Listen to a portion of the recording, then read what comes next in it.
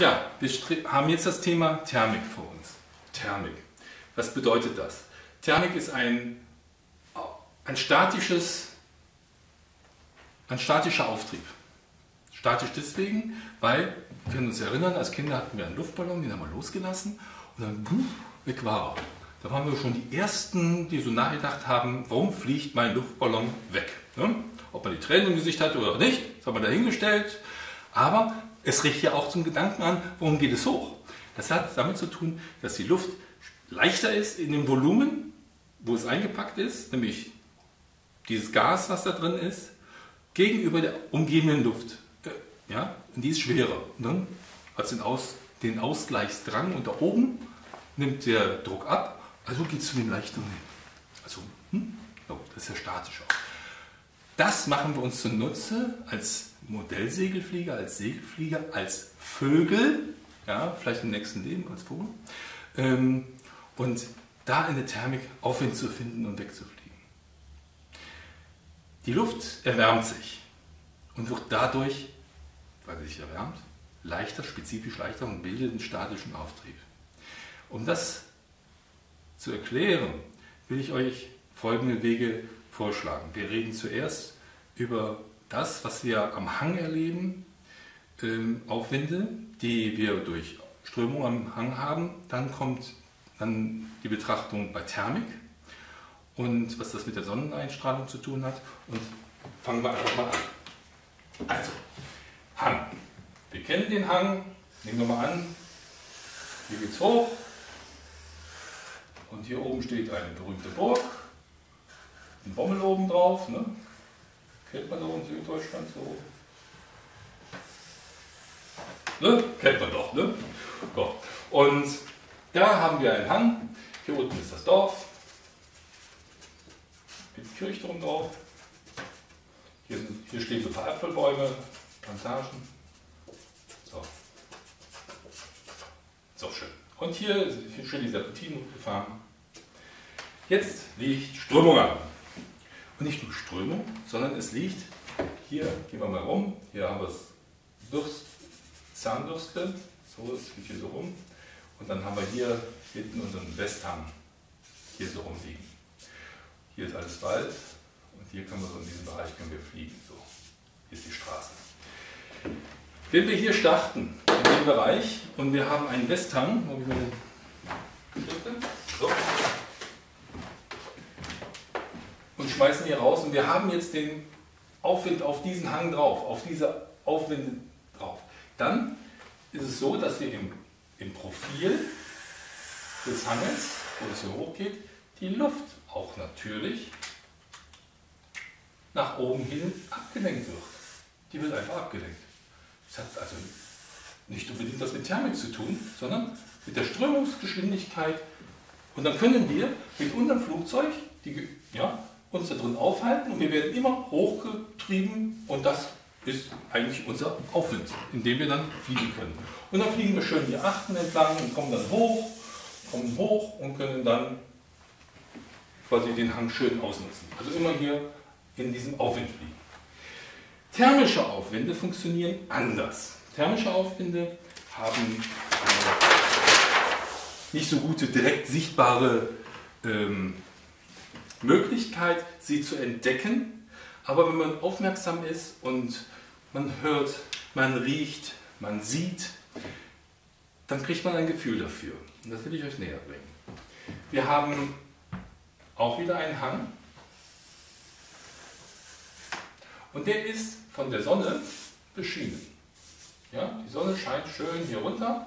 Und je senkrechter die Sonne auf eine Fläche trifft, umso tiefer kann sie, sagen wir mal, in die Erde eindringen. Ja?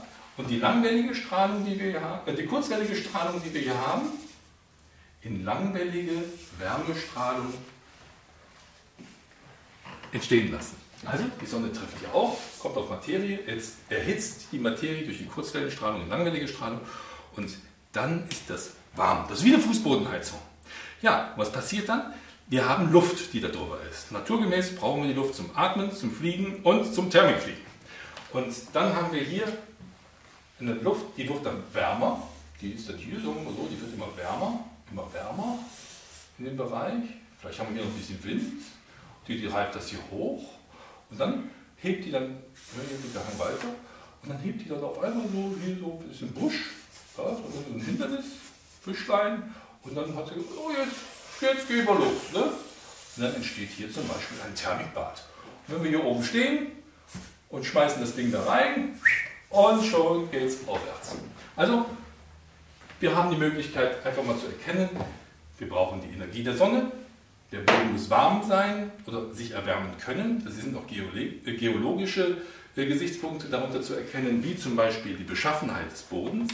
Wenn die Beschaffenheit des Bodens feucht, erdfeucht, Lösboden ist, das ist was anderes. Dann kommt die Thermik nicht so schnell in Schwung oder kann nicht so schnell entwickelt werden, weil der Boden nicht so schnell warm wird. Weil es noch Verdunstungskälte dabei. Also Verdunstung, ja, das kühlt ja alles dort.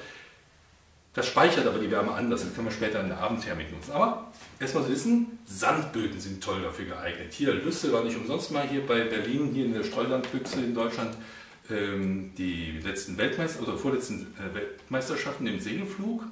Und das ist ein fantastischer Boden, hier zu fliegen, weil Wasser versinkt sofort, sie kann erhitzt werden, ähnlich wie es auch in Celle, in der Lüneburger Heide ist, etc. Und dann auch zum Beispiel die Schwäbische Alb ist auch fantastisch dafür. Wasser ist weg, ist im Kalkboden drin, ist zwar auch lehmig, aber sie kann wirklich schnell und gut dort entstehen. Auch an Alpen, auf Schneeflächen entsteht auch fantastisch schnell, hört sich irgendwie ein bisschen paradox an, aber auf Schneeflächen durch die hohe Reflexion ist ganz schnell die Luft erwärmt und kann aufsteigen mit irren Steigwerten.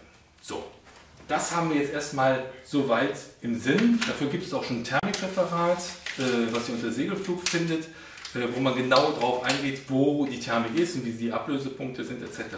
Was ich jetzt ergänzend noch beibringe, ist Folgendes. Es ist so ein kleines Geheimnis. Geheimnis deswegen, ich zeige euch jetzt etwas, was die meisten nicht so richtig kennen. Das sind Luf- und Lehkarten. Wir haben hier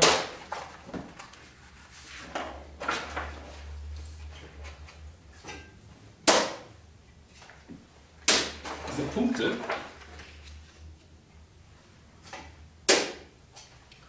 Und jetzt hole ich noch was anderes, und zwar ist das die Ostströmung. Oh, ja, das ist so.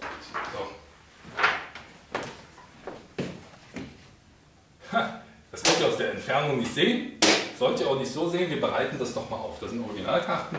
Hier oben sehen wir Schleswig-Holstein, hier runtergehend, hier sind die Alpen, Italien, hier Venedig, Mailand, die ganze Alpenkette entlang hier, die Vogesen, Schwarzwald, hier sieht man die ganzen Rhön bis Berlin hoch, hier ist noch die ehemalige Grenze drin, hier DDR und BRD. Also ihr seht, ihr habt es mit alten Karten zu tun. Aber was sind das für Karten? Das sind sogenannte Luf- und Lehkarten. Die besagen Folgendes aus. Haben wir eine Wetterlage, die eine Gesamtströmung hat, die zum Beispiel in diesem Fall eine Nordströmung ist. Schaut mal, hier kommt jetzt die Nordströmung und trifft auf verschiedene geologische sowie auch auf terrestrische, also Hügel. Und da entsteht ein Stau. Also die Lehwirkung, die Lufwirkung und die starke Lufwirkung ist hier erklärt. Luf und Leh kennen wir aus der Segelfliegerei, sowie auch aus dem Segeln auf dem Wasser. Luf ist immer die windzugewandte Seite, Leh die windabgewandte Seite. Wir wissen, dass Lehwirbel ja für uns gar nicht so gut sind, weil Wirbel ist nicht laminar, ne? Haben wir eben auch mal so ein bisschen gehört. Das sollten wir immer auf die Lufseite achten, bevor wir auf die Seite achten. Diese Karten werden speziell im unteren Level, dort wo wir als Modellflieger sind, von Tiefflugpiloten zur Flugvorbereitung genommen, damit die nicht, wenn sie dann bei 150 Meter, 200 Meter durch die Luft kacheln, durch Gebiete fliegen, die stark turbulent sind oder zu sehr in der Lehwirkung sind, da wird die Flugroute je nach der Strömungslage erarbeitet. Und diese Karten sind Asbach uralt, haben aber einen unheimlichen Erfolg gebracht bei einigen, die meinen Vater ein bisschen näher kennengelernt haben. Der Vater ist zwar ein Überlandflieger, aber einige, die wirklich jetzt in der Weltspitze sind, nutzen auch diese Karten, die mein Vater in die ICAO-Karten auch übertragen hat, mit verschiedenen Transparenzen, um ihre Flugvorbereitungen für die Flüge hier in Deutschland, Österreich und Schweiz zu machen. Wir werden das für uns auch nochmal aufbereiten. Das dauert natürlich Monate oder Wochen, bis wir dieses dann soweit haben bei uns im Netz. Dann könnt ihr das einfach anticken. Dann seht ihr, aha, wir haben heute Südströmung oder Nordströmung in meinem Gebiet. Ist das fliegbar oder ist es optimaler? Oder muss ich irgendwie ein paar Kilometer weiter wegfahren, um noch besser zu fliegen? Da besucht man mal seine Freunde 20 oder 30 Kilometer woanders und schon hat man einen schönen besseren Flugtag. Fangen wir mal an. Also, wir haben hier eine Nordströmung, die geht jetzt auf die Alpen drauf. Natürlich sind den Alpen vorgelagert die scharfe Kante der Schwäbischen Alb. Die ist deutlich hier zu erkennen. Ja, die ist deutlich zu erkennen. Und hier, in diesem Bereich. Und wir haben ja hier drin eine Luftwirkung stark. Also in diesem Gebiet, wenn ihr bei der Nordströmung hier fliegt, habt ihr ein Granatenwetter und ihr könnt runter fliegen und ihr kriegt unten Thermik. Also das, was wir als Modellflieger brauchen, nämlich unten die Thermik, die ist in diesem Gebiet Spitzenklasse ausgeprägt. Und dann ist sowieso gute Luftströmung. Also mit anderen Worten, wenn man hier so spitze Dreiecke fliegt, sagen wir mal einmal rund ums Stuttgarter Dreieck hier, gestartet in Kirchheim-Teck, dann Freudenstadt rüber, ja, also da hinten vorher noch im Tauern fotografiert, Freudenstadt, Waldenburg-Sender, Aalen und wieder zurück. Ist das ein optimales Gebiet bei der Nordströmung? Da bleibt ihr keine Probleme mit. Natürlich muss die Voraussetzung sein, dass meteorologisch auch gute Thermik angesagt ist, aber dann ist die Strömung quasi hier optimal. Nehmen wir mal an, wir haben einen tollen Tag und wir haben eine Südströmung und wollen jetzt in diesem Gebiet fliegen. Seht ihr? Nichts los, aber auch gar nichts. Dann ist man nämlich da unter Umständen im Föhneinfluss und dann läuft da auch nichts in dem Gebiet, weil wir haben Gebiete, die eigentlich sehr stark dann hier in der Lehwirkung ausgeprägt sind oder auch quasi gar nicht so im Luft. Dann ist das ein bisschen weiter dahinter, hinter der Schwäbischen Alb, da hat man immer so Schläuche, in denen man fliegen kann. Und schaut mal, bei der Ostströmung sieht das ganz anders aus. Eben hier Alpen-Nordstau, jetzt haben wir Alpen-Südstau, wo es gut geht. Und jetzt machen wir den Ostwind. Da sehen wir doch ganz deutlich, wie hier nur die Täler auf einmal wirklich stark mit Luftwirkung gegeben sind. Ne? Seht ihr das? Aber ich spreche jetzt nicht nur von den Alpengebieten, sondern ich spreche jetzt auch mal hier von den Gebieten, von den Flachlandgebieten. Rhön kann man vielleicht auch mit reinnehmen, aber hier oben sind gar keine Berge. Ja, Berliner Kreis und so weiter und so fort. Wir haben hier gute Thermikbereiche, aber die sind quasi lokal. Seht ihr? Die sind sehr lokal verstreut. Und wenn wir eine Nordwestströmung haben, und da kann ich mich wirklich gut erinnern, haben wir im Raum Berlin knacke, gutes, tolles Wetter zum Segelfliegen, wenn auch die Thermik dann schön angesagt ist. Und das hängt hier mit den Luf- und Lee-Karten zusammen. Schaut euch das für eure Region aus. Herr Kotschuk, wie gerade im Hintergrund hier filmt, wird in wochenlanger Arbeit dieses ganze System übertragen, für uns als Modellflieger in größerem Maßstab, mit eigenen selbstgemachten Karten, und dann liegen diese Elemente drüber und dann klickt ihr einfach an, Nordströmung, Südströmung und so weiter und so fort für euer Gebiet. Das werden wir so ein bisschen aufteilen und dann haben wir eine Karte, mit der wir zum Beispiel dann auch schön sagen können, ja, heute bleibe ich lieber zu Hause und gehe mit meiner Lieben ein bisschen spazieren, weil wir wissen, in unserem Gebiet läuft heute nichts bei Südströmung.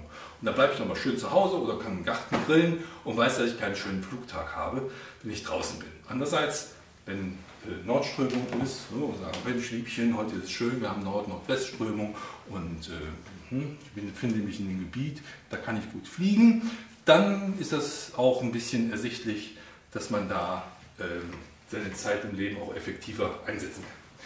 Und das hat für uns auch im RC-OLC die Vorteile, dass wir sagen, okay, dann fahre ich lieber mal jetzt 20 Kilometer weiter weg oder vielleicht 80 Kilometer und dann ist man schon in den Gebieten, wo es ein bisschen stärkeren Aufwind, die größte anzunehmende Wahrscheinlichkeit gibt. Ne? Ihr wisst ja, größte anzunehmende Wahrscheinlichkeit, denn man hat den lieben Meteorologen ja auch mal gesagt, so liebevoll, das sind Meteorirren. Ja, nicht Meteorologen, ja, Meteorolügen, ja, sondern es sind Meteorirren. Man kann sich da auch irren, weil wir haben ja nicht nur immer die Großwetterlagen durch Hoch und Tief, die gleichmäßig hier über diese Bereiche gehen, sondern es mixt sich ja, dass wir mal hier oben eine Nordströmung haben oder Nordostströmung, dann haben wir hier unten eine Nordströmung oder hier unten kommt eine Südströmung rein. Also wir müssen das immer ein bisschen sehen, wie unser Mikrokosmos auch dort ist und dann abschätzen können, wie wir die Karten verwenden. Nun, gehen wir nochmal zurück zur Thermik.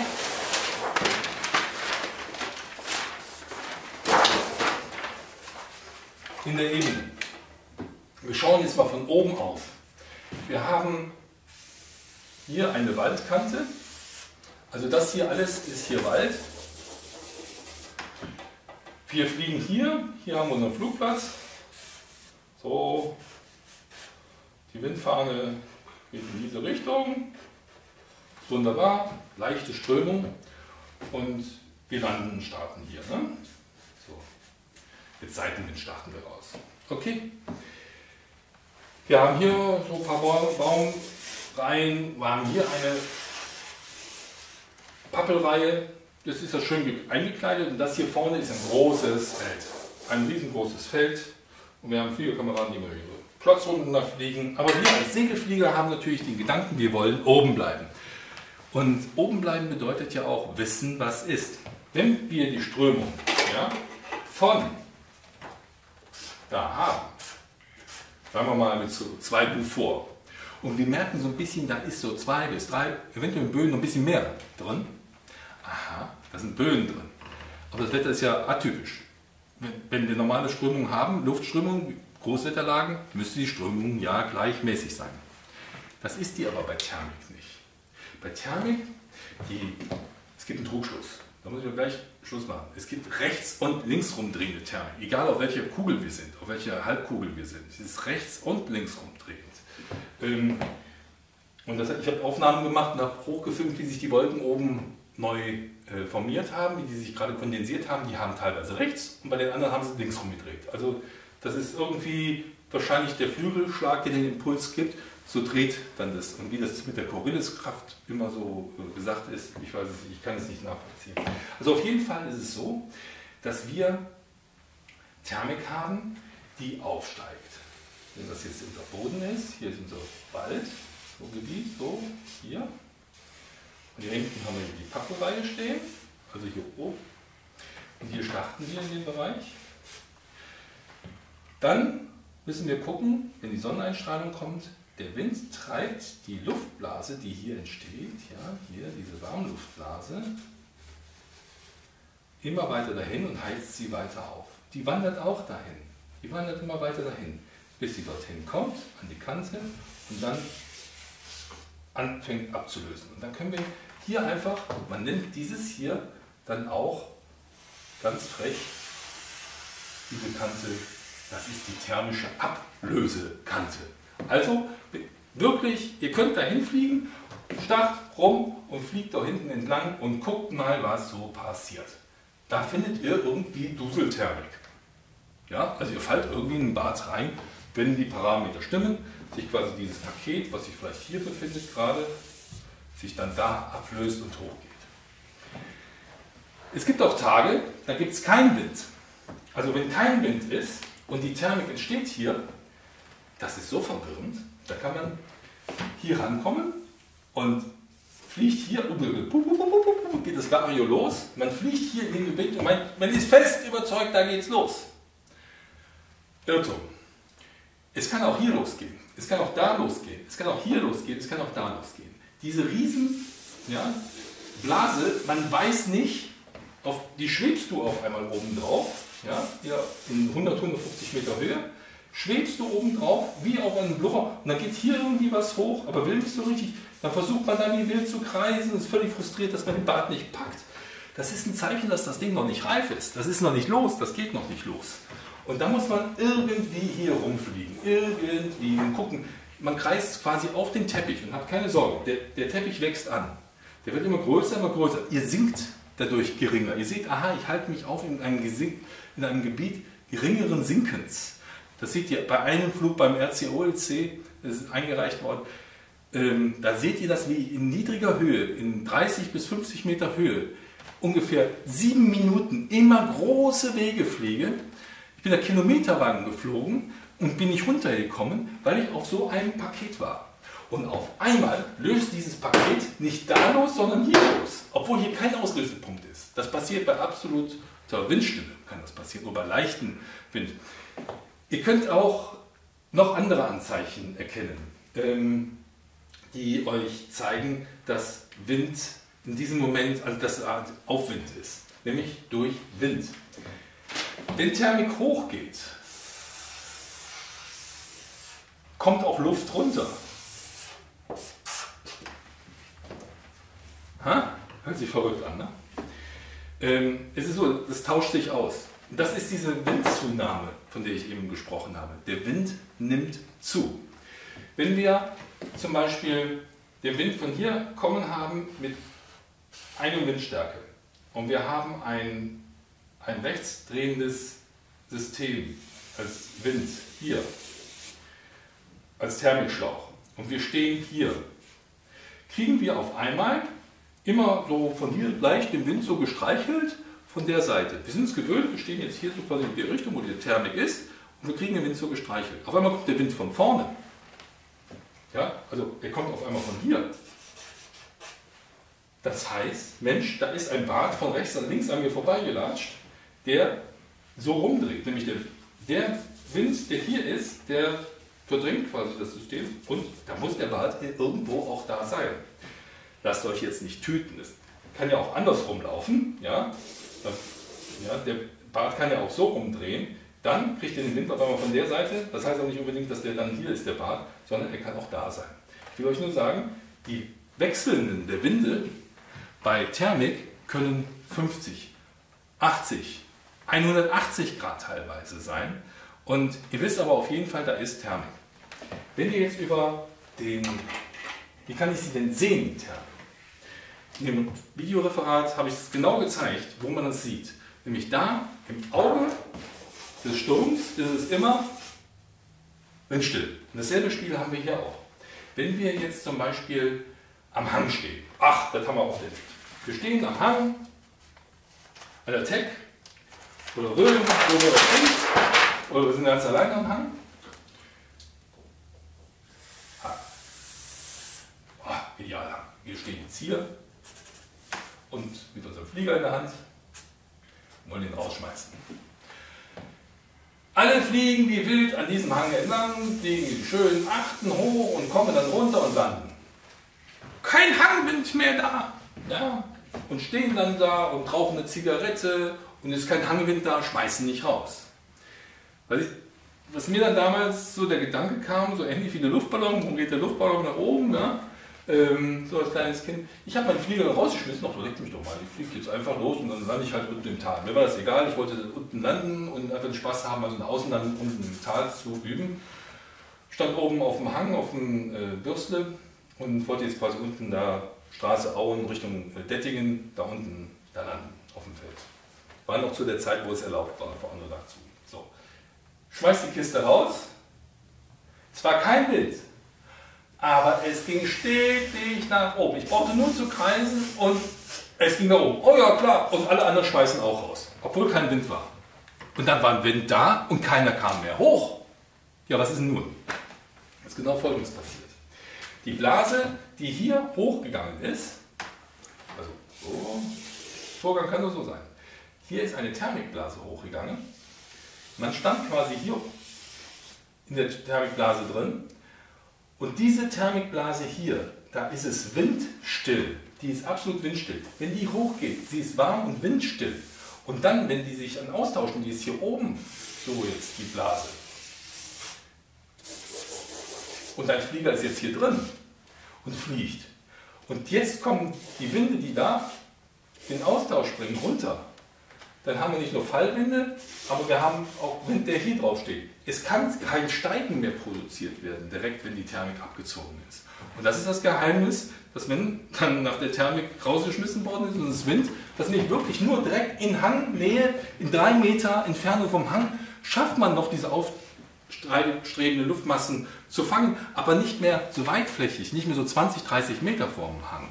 Und das ist so ein Mischmasch. Also Thermik und Aufwind durch Hangaufwind mischt sich manchmal ungünstig und ist manchmal auch anders zu interpretieren, wie zum Beispiel, dass man bei Nichtwind auch nicht rausschmeißen soll, weil man dann auch unten landet. Wie gesagt, es muss Thermik natürlich da sein, weil ihr müsst die Vögel kreisen sehen und so weiter und so fort. Also es müsst euch schon sicher sein, dass Thermik noch um diese Uhrzeit ist. Und wenn dann Windstille ist, probiert es mal. Schiebt mal die Kiste am sonnenbeschienenen Hang raus. Das funktioniert. So weit. So gut. Ja, gehen wir jetzt zum nächsten Titel über, wie wir die Thermik kreisen. Wenn wir in die Thermik hineinkommen, das haben wir die Möglichkeit mit Vario. Wir haben einen Testbericht gemacht über das Vario von Uwe Schulz. Wir haben einen Testbericht gemacht über das Vario von Westech, was bei Viatronic verbaut ist. Es gibt noch andere Varios aus Anno dazu Zeiten, wie das Blitzvario aus dem Hause Simprop, das ist schon über fast 30 Jahre her oder 25 Jahre her. Es gibt gute Entwicklungen in der Richtung, die auch teilkompensiert, also mit Düsen kompensiert sind und das heißt, wenn ich jetzt schnell fliege und ziehe die Maschine hoch, dann ist das kein wahres Steigen sozusagen, ja, was ich durch statisches Auftrieb bekomme, durch die Luftmassen, die steigen, sondern ich habe einfach die Fahrt weggezogen und habe die kinetische Energie in Höhe umgesetzt, die ich in der Maschine habe, und das zeigt dieses Vario nicht an. Das ist sehr sinnvoll, dann kann man nämlich auch schnell Strecke fliegen und versuchen, und wenn in die Thermik zu kommen, die man da hinten vermutet, und wenn dann aber vorher schon Thermik ist, dann kann man die Fahrt schon ein bisschen wegnehmen. Und da sind wir schon beim Thema, denn wie fliegen wir jetzt Strecke? Wenn wir wissen, dass wir hier einen Thermikschlauch haben, der hochgeht, und wir vermuten hier hinten in der Pappelreihe, die hinten steht, auch nochmal, dass hier ein Bad entweder hier Lee oder in Luft davon hochgeht,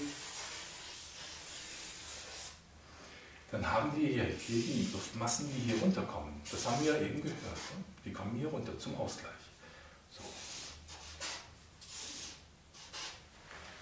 Ich spreche immer von bodennaher Thermik. Das ist bis 250 Meter und 300 Meter. Nicht, was oben in den Wolken passiert. Da haben wir als Modellflieger sowieso nichts zu suchen und wir sehen die Maschinen auch nicht mehr. Also, man sieht sie schon, wenn wir 800 Meter hoch sind, mit den großen Seglern, aber das ist auch schon anstrengend. Ne? Also wirklich 150 Meter ist eine gute Arbeitshöhe, bis 350, 400 Meter. Aber darüber hinaus sollte uns eigentlich die Thermik so nicht mehr interessieren.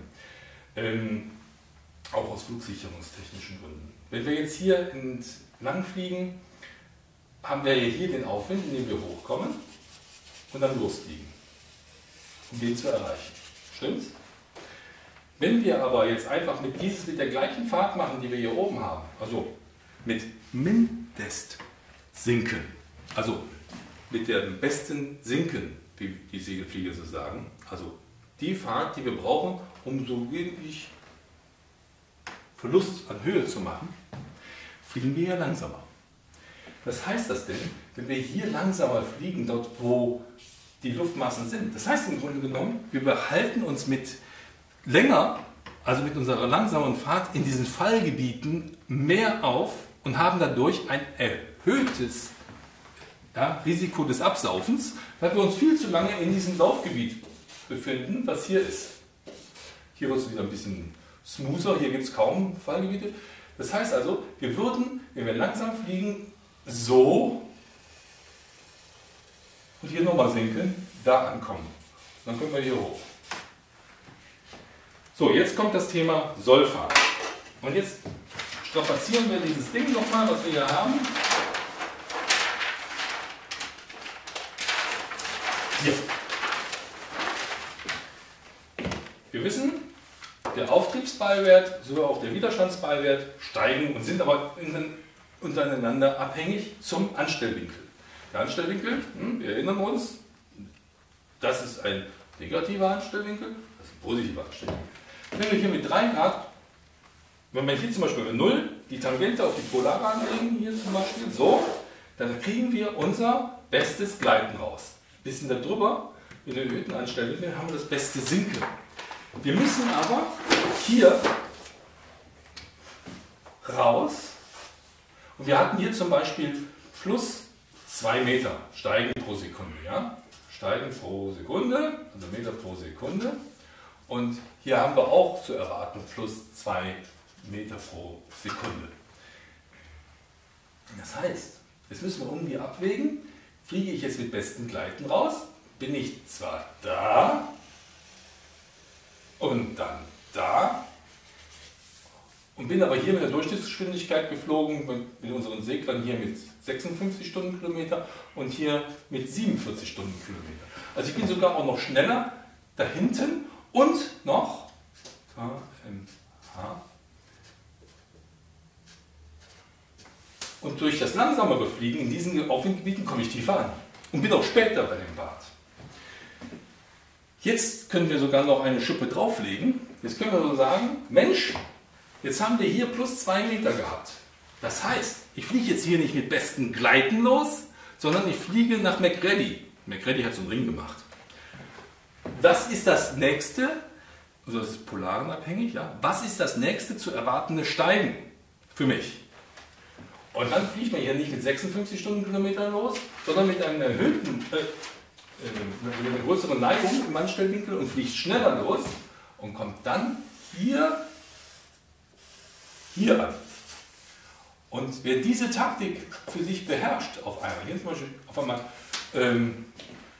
75 km/h, ja, der kommt eher am nächsten Bad an, ist eher in dem neuen Bad drin und kommt schnell hoch. Und das ist die Taktik beim Segelfliegen, sich genau auf das Zukünftige, was wer hat, und auf das Zukünftige zu konzentrieren und auf die Wegstrecke, die zu überfliegen ist, um optimal in den Bad zu kommen.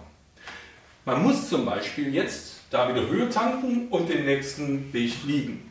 Es gibt aber auch den sogenannten Delfinstil, den könnten wir auch machen, wenn wir wissen, dass 2 Werte Folge kommen.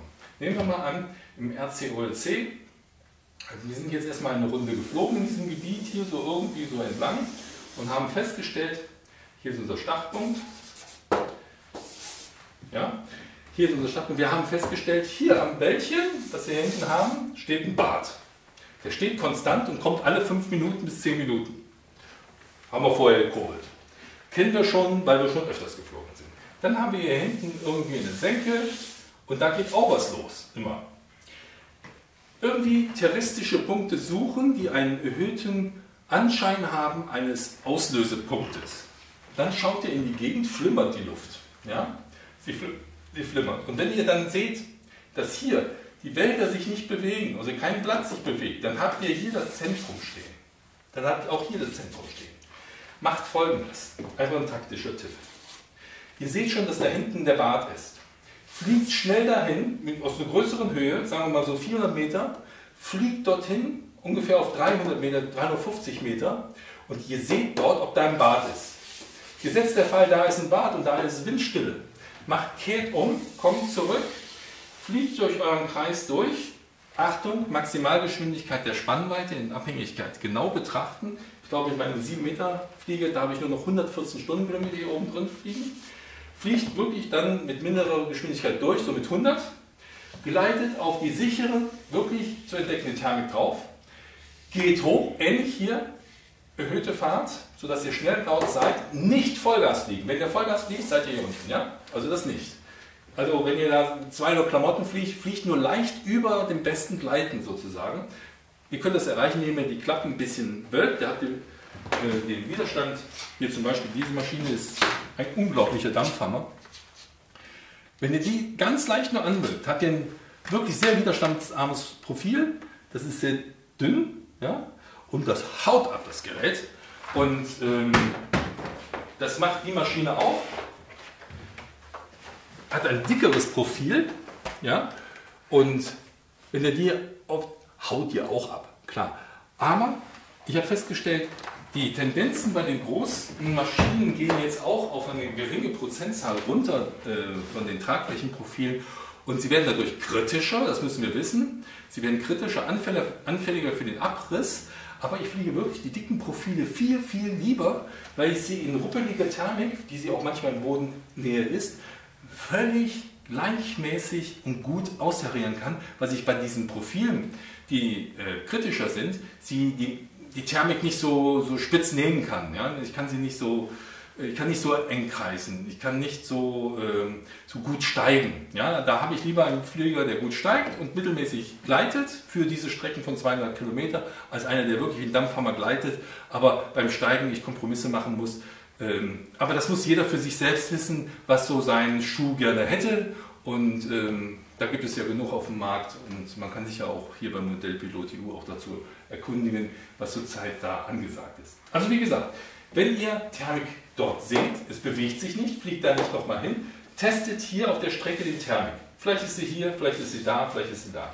Fliegt dann zurück durch diese Winde hinweg. Beachtet, dass wenn ihr Wind habt, dass die auch wieder versetzt werden können. Nämlich wenn ihr jetzt da seid, habt ein bisschen die Kurbel, könnte der Bart auch schon hier sein. Ja?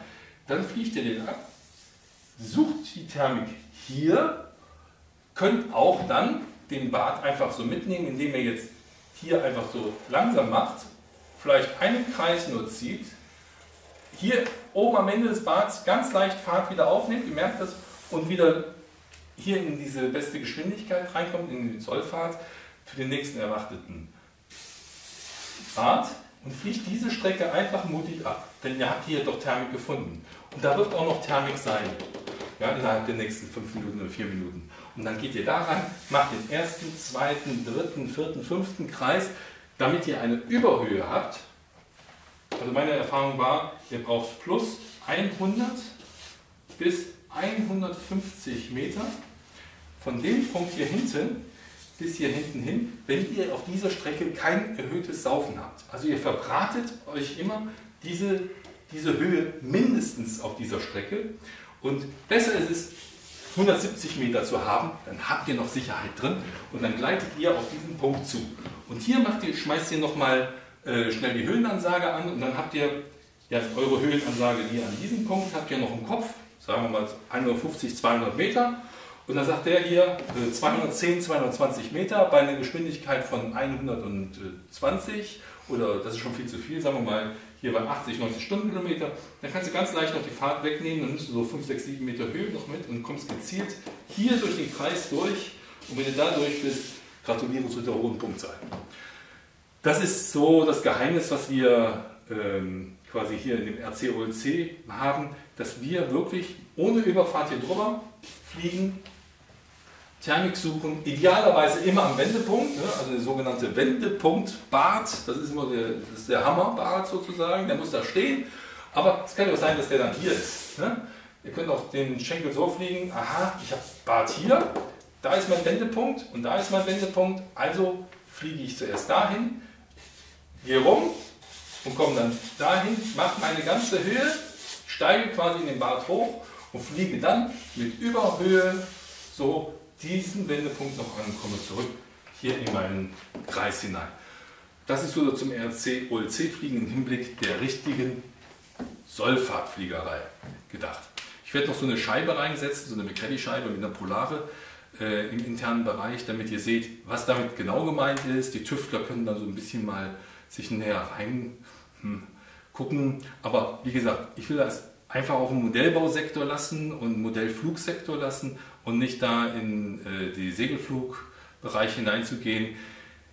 Damals wurde noch so gearbeitet. Heute gibt es Endanflugrechner, die damals rausgekommen sind von Zanders und Peschke. Die sind einfach fantastisch. Die nehmen alles mit, die wissen, wie die letzten Flüge waren. Die haben auch die Polare vom Flieger drin, was wir als Flugzeugführer mit den Modellflugzeugen nicht haben. Es sei denn, wir haben den Sky-Navigator, da können wir uns auch die Polare erfliegen und dann wissen wir, wo das beste Gleiten ist. Das ist ein fantastisches Programm, guckt euch das mal an, Sky-Navigator, CH ist das, glaube ich. Die machen auch Wettbewerbe mit dem Sky-Navigator, die ein bisschen anders sind als das RC-OLC. Aber in diesem Programm ist tatsächlich deine empirische Polare ablesbar. Ja, nach mehreren Zacherflügen oder Messflügen ist das da drin. Und dann könnt ihr auch genau sagen, Mensch, mein bestes Gleiten ist dann da und da und da. Da gibt es nämlich so eine Polare, wie wir sie hier haben. Und dann legst du einfach die Tangente an. Ich glaube, das ist schon dort alles schon so schön vom Herrn Mechner aufgearbeitet. Und ja, mehr kann ich zu diesen Geheimnissen im Vorfeld nicht sagen. Wir werden in diesem Jahr uns stark, also meine Person, um das Modell Segelfliegen und das RC-OLC-Fliegen kümmern. wir haben große Segler drin, wir haben hier auch die kleinen Segler, mit denen wird alles RC, OLC gefliegen. Die DG 600 voll GFK von Stauffenbiel wird der Kurt Sistich im Bergischen Land quälen sozusagen. Bei mir wird es der Nimbus 4D sein und der Condor, beides 7 Meter Segler aus dem Hause Paritech. Die werden hier bei mir in Berlin dann für die Fotomaterialien zur Verfügung stehen. Und es gibt noch andere hier aus unserer Gemeinschaft, die ich gehört habe, die auch dann im Forum schreiben werden. Das RC-OLC-Forum ist für Premium-Mitglieder sowie auch für die Sondermitglieder RC-OLC, die kostenfrei sind, um diesen Bereich zu fördern in diesem Jahr. Die können dieses Forum, aber auch nur dieses RC-OLC-Forum mitnutzen bei Modellpilot.eu. Ihr könnt euch da anmelden und kommt einfach rein und habt da Freude, da mitzumachen. Die Regeln werden jetzt nochmal später erklärt in einem nächsten Video auf der Seite streckenflug.modellpilot.eu oder unter www.modell-streckenflug.de. Da kommt ihr da drauf und könnt euch nochmal die Videos nach eurem Login genau angucken, wie die neuen Regeln zum RC-OLC sind, zu den vielen Videos, die da schon drin sind. Also, viel Spaß, meine lieben Freunde von Modellpilot.eu. Ich hoffe, ich habe euch ein bisschen was sagen können hier zu diesem Segelflugthema und ihr merkt schon, ihr kriegt ganz viele Feinheiten immer weiter mit. Ihr müsst sehr viel in den Inneren von dem theoretischen Wissen, was hier ungefähr nur 10% war und nur kurz abgerissen war, nur dieses müsst ihr begreifen, wie Widerstände, Anstellwinkel, der Anstieg des Widerstandes ist, was induzierter Widerstand ist, also die Randwirbel, wie der Anstellwinkel den Dialog macht zwischen dem Auftriebsbeiwert und dem Widerstandsbeiwert. Ihr müsst wissen, welche Widerstände bei dünnen Profilen und Auftriebswerte entstehen, bei dicken Profilen größere Aufwerte, auch größere Widerstände. Was da das Leistungssystem ist, auch im Hinblick auf die Tragflächenstruktur. Ihr habt einen Einblick gewonnen, wie man Thermik finden kann. Also nicht Dusselthermik hineinfallen, einfach suchen, sondern gezielt suchen, gezielt finden. Dazu findet ihr auch das Referat nochmal unter segelflug.de, aber nur für die Premium-Mitglieder, wo es wirklich an Beispielen gezeigt wird, wie man die Thermik genau sieht. Man sieht sie wirklich, auch wenn kein Bussard da ist. Man sieht sie, wo sie ist und da kannst du hin, zu 80% kriegst du den Marktwert. Und mehr kann ich euch da nicht sagen. Das andere ist spannend wie ein Krimi. RC-OLC fliegen ist spannend wie ein Krimi, auch wenn du nicht jetzt im Wettbewerb bist, aber auch für dich auf Strecke gehst. Geht es so auf? Habe ich richtig geguckt? Muss ich mich anders entscheiden? Und dann kurbelst du. Und den stärksten Bart, den ich eigentlich mal für mich hatte, das war kein Bart, der quasi plus 3 bis 4, 5, 6, 7 Meter pro Sekunde war, sondern das war ein 30 cm Bart in ca. 1,7 Kilometer Entfernung. Man sieht ihn nicht, man sieht ihn nicht. Und ich bin dann so entlang geflogen bis 2 Kilometer weit weg. Natürlich in einem wirklich flugsicheren Bereich, wo er auch keine Flugsicherung, auch keine Überfluggenehmigung braucht. Ne? Achtet bitte auch da auf die bestehenden Areas, wo ihr fliegen dürft, wie weit ihr fliegen könnt. Aber viele Gebiete sind wirklich so, dass ihr weit fliegen könnt. Und ihr schafft es mit diesen guten 2,4 GHz Anlagen so weit und sicher wegzukommen. Und das war spannend. Und da haben wir hinten Thermik gekurbelt in 51 bis 200 Meter Höhe. Ich habe natürlich ein Klapptriebwerk drin gehabt, hätte ich rausmachen können, ich wäre auch wieder zum Platz gekommen. Die Sicherheit solltet ihr dann schon drin haben, wenn ihr so ein Risiko eingeht. Ihr könnt nämlich da hinten nicht sicher außen landen. Und dann wirklich da hinten Thermik zu kurbeln und genau zu wissen, da muss es gehen, da geht es. Und dann wirklich ein Vertrauen zu haben zu dem, was ihr euch erdacht habt und das, was da hinten kommt, das muss kongruent werden. Und dann kriegt ihr ein Gefühl der Verbundenheit. Und was Schöneres könnt ihr gar nicht erleben. Es ist so schön. Ich will euch das einfach nur erzählen. Es ist eine Begeisterung, die ihr habt. Ihr seid eins mit der Natur. Geist und Natur verschmelzen einfach auf dieser Ebene. Und ihr seid nicht mehr die Piloten, die das fliegen, sondern ihr seid etwas, was da hinten was passiert. Euer Geist ist dann da hinten. Und so erlebe ich das und ich wünsche das jedem einfach in seinem Leben auch zu erfahren. Auf seine Art und Weise, ob es beim Segelfliegen ist, ob es beim Motorkunstflug ist. Es ist immer das Gleiche, was uns da so ein bisschen treibt, nämlich das zu werden, nämlich eins zu werden mit der Technik, mit der Natur, letztendlich dann auch zu wissen, wie es funktioniert. Und ich hoffe, einen Beitrag dazu heute leisten zu können, damit wir auch als Modellflieger noch Tieferes erfahren können durch mehr Wissen. Also, Modellpilot EU, merkt ihr, setzt auf großes Know-how und ich bedanke mich, dass ihr dieses Referat euch angehört habt. Es wird noch vieles folgen, nicht nur von mir, auch von den anderen Redakteuren und ich freue mich, hier dieses zum Thema Segelflug beigetragen haben zu dürfen. Bis dahin, euer Stefan Eich von Modellpilot EU.